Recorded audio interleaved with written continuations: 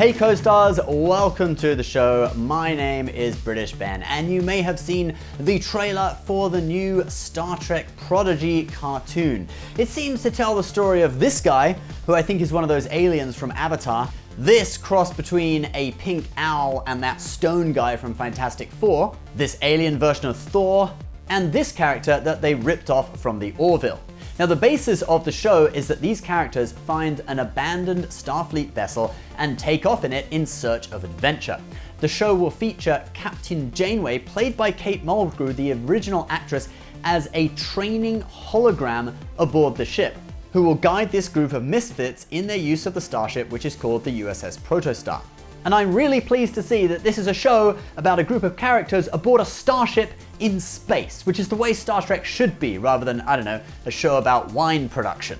Anyway, in this video, we are going to analyze everything we know about the USS Protostar. This is a video for people as nerdy as me. Seriously, if you're not nerdy enough, just get out right now. Otherwise, stay and hit the like button for the YouTube algorithm. So where did this ship come from? Well, some people on the internet are theorizing that the USS Protostar is one of two deep space exploration vessels that were sent out to search for Voyager in the Delta Quadrant. And this is talked about in the Voyager episode Lifeline. We've redirected two deep space vessels toward your position. If all goes well, they could rendezvous with you in the next 5 to 6 years.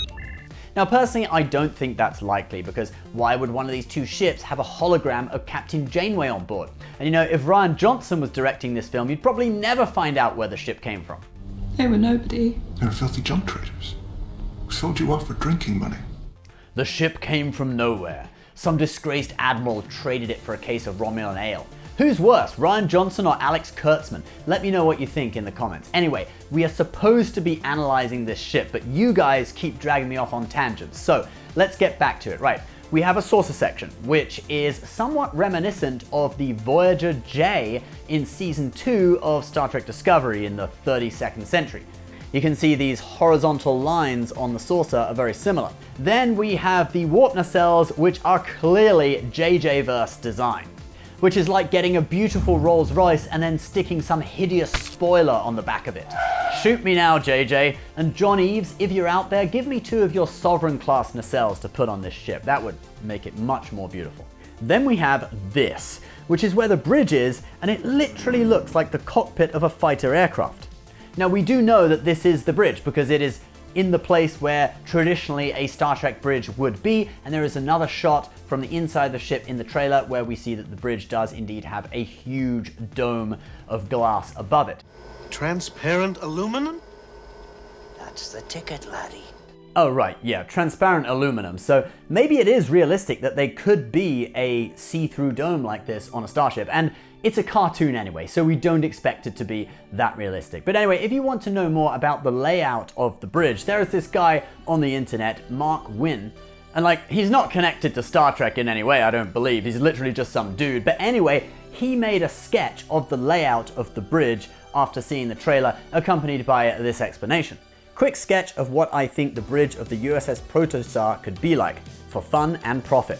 For fun and profit. I don't know how you're gonna make a profit from this, dude. I mean, maybe you could enter it into a children's art competition or something, but oh, no, I have a way. Why don't you guys all go to Mark's profile on Instagram, he's called @ImproMark, and leave a comment on this photo telling Mark to give us a way to send him a little tip for our use of his masterpiece in this video.